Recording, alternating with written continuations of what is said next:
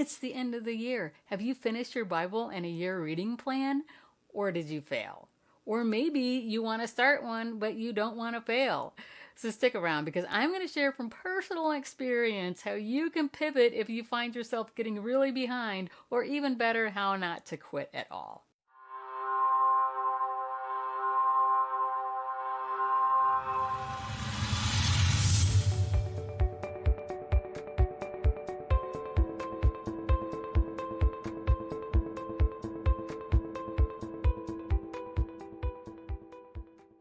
So there's three types of people who should watch this video. The first type is, you've been reading the Bible faithfully all year long, but you're not even close to finishing your year in a Bible plan. The second group is, you want to try another one, but you failed in the past and you don't want to fail again. And the third group of people is you've never attempted to read the Bible in the year, but you really want to, but you don't want to fail because you've heard that so many other people have. So I wanted to make this video to encourage you in case you have found yourself in the same spot, or to encourage you if you find yourself in the future midway through next year, find yourself failing and falling off. So I'm going to list a few situations and their solutions. Now, I want to start out with telling you my story because in just a couple of days, I will have read the entire Bible in 2 years. Now, I started 2 years ago with the 52-week genre Bible in 1 year plan, but I had to abandon it, and I'll tell you why. So first of all, if you don't know what the 52-week genre Bible plan is it takes the Bible and it kind of divides it up into 7 different genres. I'll post them right here so you can see what those are. And then on each day of the week, you read out of a different genre. Now, when I started this out of the gate, I had to change this plan up. And the reason why is some of these genres don't fit real nicely into 52 weeks, like say the prophets. You find yourself having to read 6, 7, sometimes even 8 chapters in one day if you're going to try and read the prophets through in 52 weeks. So I had to change it up because at the time I was working 10-hour days, and the day that the prophets fell, I did not have the time to read, 6, 7, or 8 chapters, because I was reading 3 chapters a day and I could handle that, when I was working my 10-hour days, but not not all of that. And so out of the gate, I had to change it up, which probably wasn't a great sign because it ended up that there were a lot of other things wrong with this plan, for me anyway, and let me kind of describe what those are. First of all, this plan is very hard to track from week to week because you're only in the one genre once a week. So say, for instance, the prophets. I would take notes, and then it would be 7 days before I would read from the prophets again. And I would go back in and I'd be like, I have no idea where I was at. I'd have to reread the outline to kind of even see who was he talking about? Where are we at right now? And then sometimes I would even have to go back and read a couple of chapters prior to that to just kind of catch up. So I was rereading all this stuff every single time I would get into say the prophets. I was also having to do the same in the narratives, because it's a narrative, it's a story, like the history books, it's a story, and I would totally lose track of where I was at. So I started to get kind of bored with it and frustrated with it. And after a year, I was just like, you know what? I'm giving this up. This just isn't working. And I decided to pivot to a chronological plan. And I kind of tried to make it fit to where I was at the time. And I don't know, it wasn't really working. I wasn't feeling the groove of it because I hadn't started at the very beginning of the chronological plan. And if you don't know what a chronological plan is, it's where you read kind of in the order that it happened historically. Because the Bible, that's not how the Bible is set up. The Bible is set up more according to themes and genres, so to speak. So it's not chronological cover to cover.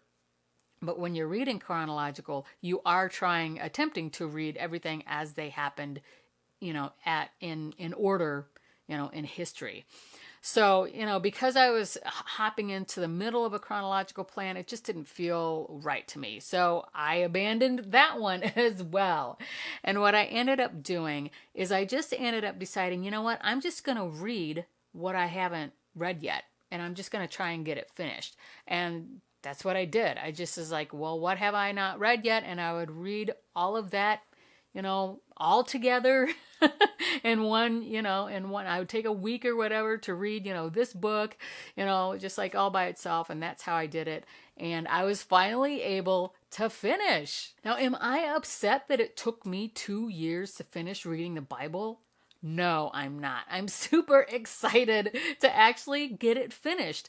Now, to be honest, I think I had probably read all of the Bible off and on, throughout the last 19 years that I've been a Christian, but not like all at once and not in a dedicated time frame. And it's super exciting when you can say, listen, I've done this in a dedicated time frame. Now, I had to pivot mine to 2 years, but I'm still super excited, because it still takes a lot of discipline. And I can now say that, yeah, I have read the Bible in 2 years.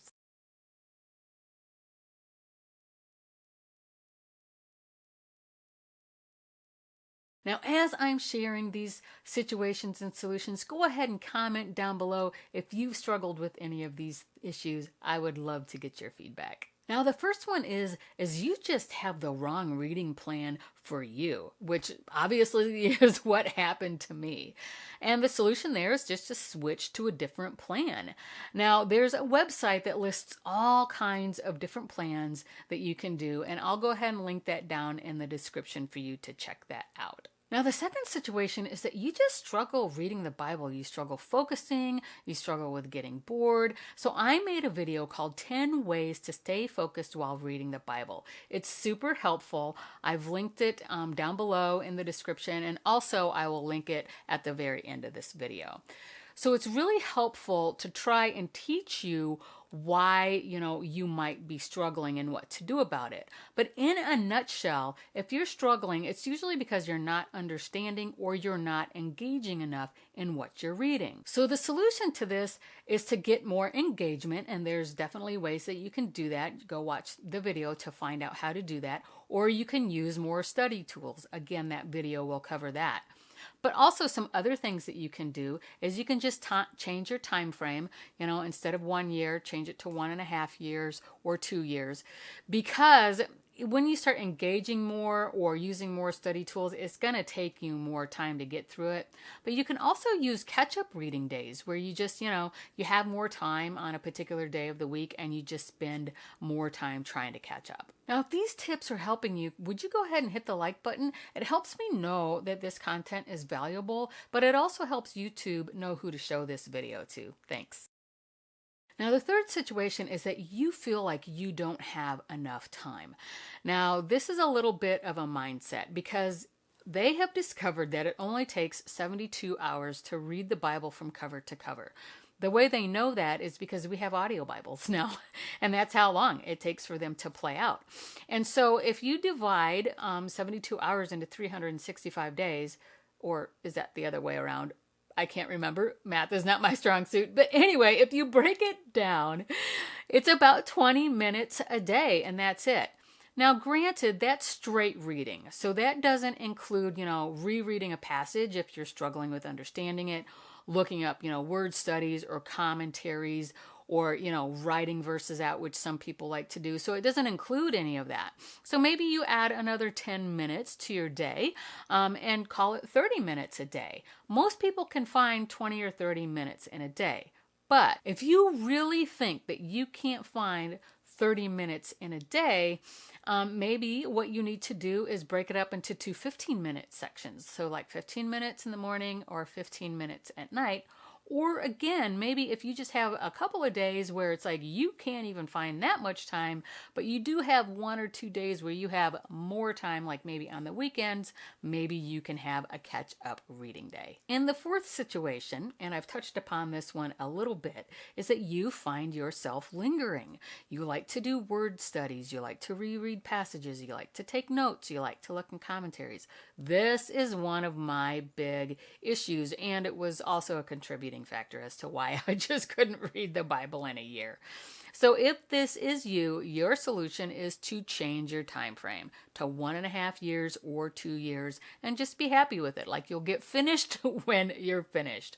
Or you could add additional reading time to your day. So instead of, 20 minutes or 30 minutes, you add on an hour, or an hour and a half. Or maybe you just have an epic day on the weekend where you do all your catching up and you do all your studying. So that's it. I hope this video has helped you. Now you should definitely subscribe to my channel in case you need to find this video again sometime in the future when you find yourself falling behind and you're not sure what to do. So also make sure to check out that video I told you about over here, 10 ways to stay focused while reading your Bible. In the meantime, I will see you over there. Thanks for watching.